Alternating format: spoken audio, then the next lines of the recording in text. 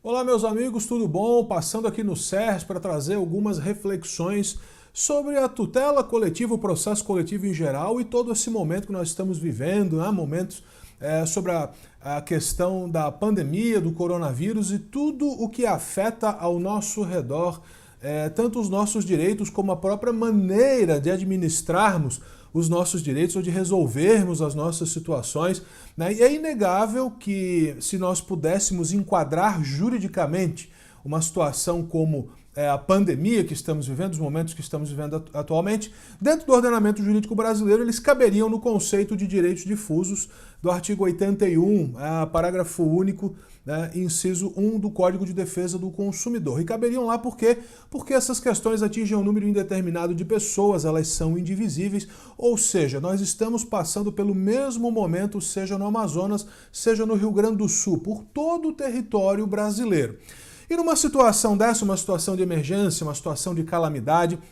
os conflitos eles tendem a se acentuar em alguns pontos. É muito normal que ânimos se exaltem, é muito normal que haja um certo desentendimento entre setores da economia, setores sociais, setores políticos e que isso acabe eventualmente desaguando no poder judiciário. Tradicionalmente, nós temos alguns métodos de resolução de conflitos e o processo coletivo seria um deles. Tratar pelo processo judicial as lesões ou ameaças aos direitos difusos e coletivos, eu vou excluir aqui os individuais homogêneos. O processo coletivo, então, ele entra em cena no contexto da pandemia para tutelar, por exemplo, direitos dos consumidores, né? Situações que antes eram pontualmente trazidas ao poder judiciário, que aconteciam de forma pontual, agora elas podem ser trazidas de forma potencialmente exponencial por conta de uma situação que não se sabe exatamente quais são as consequências que vai trazer, vamos considerar o direito do consumidor, né? Então, questões referentes a aumento abusivo de preços, questões referentes à revisão de contratos por fato superveniente, como é o caso da pandemia, agora são colocados exponencialmente, né, ao poder judiciário, fazendo com que o processo coletivo ganhe uma maior importância, ganhe um maior destaque nesse contexto. Porque fazendo um processo judicial, uma decisão judicial, né, com mais segurança, enquadrando nos direitos difusos ou coletivos, eventualmente, você pode aí trabalhar e conseguir apaziguar a situação nesse momento turbulento que nós estamos vivendo, né? Outro contexto dentro do direito do consumidor seria questões que estão muito sendo aventadas, como as mensalidades escolares. Se por um lado as escolas não podem prestar o serviço que veio prestando da forma que prestavam anteriormente, do outro lado também o consumidor tem os seus direitos e a dificuldade em equalizar isso reside justamente no ponto de equilíbrio, difícil de encontrar isso, o processo coletivo ele pode ajudar. Do ponto de vista do patrimônio público, da tutela do patrimônio público, mais uma vez o processo coletivo entra em cena de maneira que a pandemia, né, as questões referentes à pandemia não podem servir de desculpa para o descumprimento dos princípios constitucionais do artigo 37 da Constituição e também da aplicação da Lei de Improbidade Administrativa. Pelo contrário, na verdade, é mais um reforço para o administrador público cuidar, zelar, ter cautela no trato da coisa pública, pois dali, né, daquilo que nós estamos conseguindo arrecadar, é que se vão fomentar as políticas públicas nas áreas de saúde e assistência social que vão então fazer o nosso país melhorar, superar essas dificuldades que nós estamos passando. Então, o processo coletivo ele incide mais uma vez na parte da moralidade administrativa, incide fortemente no direito do consumidor, incide também fortemente em temas referentes à saúde, onde não raras vezes podem ser colocados, aí são colocados princípios aí para tutelar os direitos, os conflitos, na verdade, sociais envolvendo ali o artigo 196 e correlatos da Constituição. Esse é um ponto que eu queria trazer, então, em relação ao processo coletivo e a esse momento de pandemia que nós estamos vivendo. Esses foram só alguns exemplos que eu trouxe para você perceber a importância do tema processo coletivo nesse momento que nós estamos vivendo. Agora, na verdade, o que eu proponho é uma releitura dessa nossa forma tradicional e usual de resolver conflitos e, na verdade, dentre as várias coisas que esse momento da vida vai nos ensinar solidariedade, vai nos ensinar a cultivar mais o amor, vai nos ensinar a cultivar amizades, vai nos ensinar a trabalhar de forma diferente, vai nos ensinar a olharmos uns para os outros também de uma forma mais diferente, mais solícita, né? Esse momento que nós estamos vivendo, ele também nos traz algumas lições do ponto de vista jurídico e seria um excelente momento para migrar e aproveitar, na verdade, as ferramentas que já são já existentes, já são utilizadas, mas incrementar o seu uso para a resolução de conflitos, sobretudo os conflitos em massa. Por que não utilizar as formas autocompositivas de solução de conflitos dentro do processo coletivo para resolver as situações que nós estamos sendo colocados à prova nesse momento? Então, a legislação brasileira dispõe de uma farta gama de ferramentas para trabalhar esse tipo de situação. E se inicialmente tudo isso foi desenhado, tudo isso foi pensado, né, para desafogar o poder judiciário, nesse momento da vida nós estamos em um verdadeiro período de prova em vários aspectos da nossa vida, né, social, político, econômico, da educação também, do direito do consumidor. E essas ferramentas, elas, se bem trabalhadas e bem utilizadas, elas podem dar as respostas que a sociedade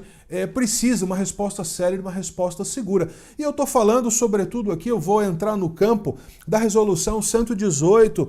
de 2014 do Conselho Nacional do Ministério Público, os instrumentos de negociação, mediação e conciliação. E se nós quisermos voltar esses instrumentos para o processo coletivo, nós podemos trabalhar também a questão dos termos de ajustamento de conduta, e tanto do ponto de vista do Ministério Público, quanto do ponto de vista da administração pública, pelo artigo 174 do Código de Processo Civil, que incentiva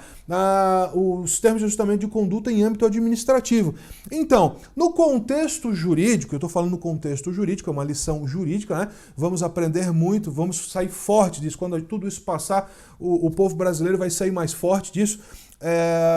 E nós podemos utilizar também, aproveitar essas técnicas de autocomposição para incrementar a nossa forma de resolução de conflitos. Então, dentro da Resolução 118 de 2014, nós temos ali basicamente a negociação, a mediação e a conciliação, que na verdade são termos, né, muito usados nas leis, sobretudo no Código de Processo Civil, são aplicados, já são incentivados pelo CNJ, pelo CNMP, mas o fato é que nós não passamos ainda na história, né, na história recente, um momento como este em que os problemas eles vão se disseminando exponencialmente por conta desse problema da pandemia, né? Isso aí traz problema de saúde pública, traz problema de economia, deságua no mercado de trabalho, deságua no Código de Defesa do Consumidor, nos direitos do consumidor, e migrar o direito brasileiro para essa forma consensual, além de conseguir aproximar mais as partes, né, tanto as pessoas como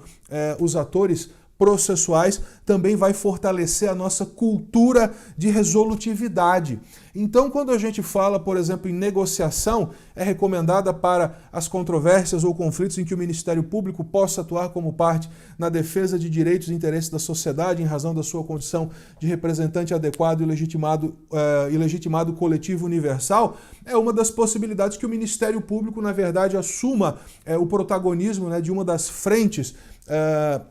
de resolução de conflitos, né, que o Brasil atravessa, né, nesse momento. Muitas coisas vão parar no judiciário, tendo a questão da pandemia como pano de fundo, como justificativa para A, como argumento para o B, né? E no caso, por exemplo, de maneira coletiva, o Ministério Público poderia utilizar da negociação, com a previsão no artigo 118,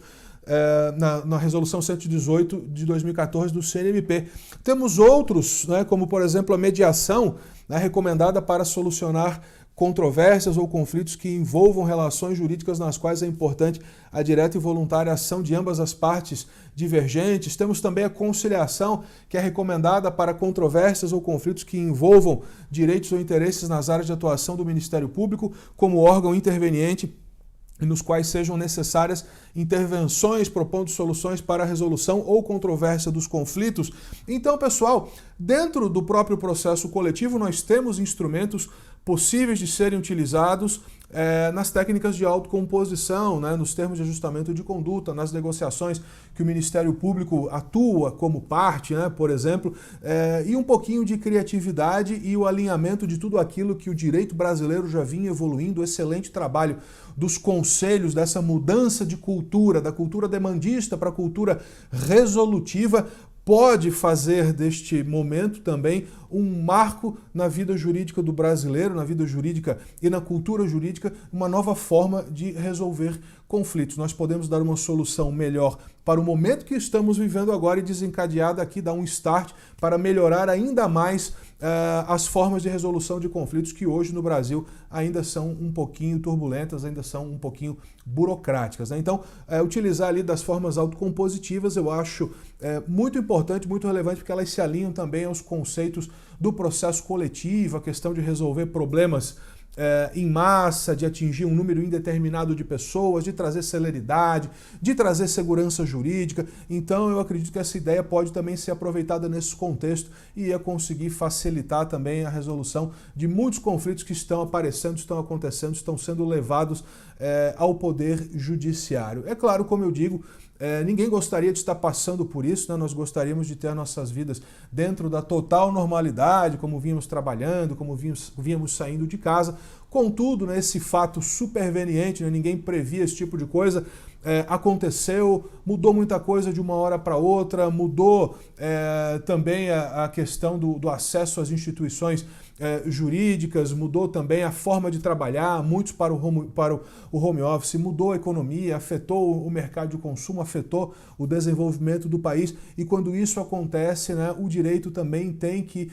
evoluir e procurar dar a resposta que a sociedade precisa para se sentir segura e para conseguir resolver os seus conflitos. Então, nesse momento, se o processo judicial tradicional, seja ele individual ou coletivo, é um processo judicial que não consegue dar a resposta adequada no momento em que nós vivemos a solução de conflitos, né? É claro que eu estou aqui excluindo a parte repressiva, que deve seguir o devido processo legal, né? Tem lá a questão tradicional, né? Improbidade, direito penal e coisas do gênero, mas eu estou me referindo aqui à solução de conflitos que antes eram resolvidos normalmente pela via de ações individuais ou até algumas ações coletivas. Por que não migrar para essas formas resolutivas, então, de solução, né? A autocomposição, mediação, negociação e conciliação. O direito brasileiro já vem evoluindo muito nisso, e esse contexto da pandemia, então, ele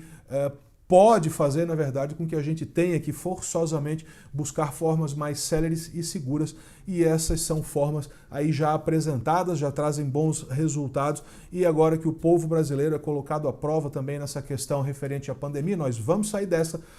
o direito também deve evoluir e deve trabalhar para trazer toda essa segurança que a sociedade precisa. Direito do consumidor, as próprias questões referentes à saúde, a resolutividade envolvendo os órgãos públicos, envolvendo as instituições, o próprio Código de Processo Civil, então, autoriza aí algumas medidas referentes a esse tema, razão pela qual fica aí o meu recado do incentivo a essas formas resolutivas de solução de conflitos para a gente conseguir atravessar com mais rapidez, mais solidez e mais segurança esse momento difícil que nós estamos vivendo. Aquele abraço então e conte sempre comigo, conte sempre com o SERS.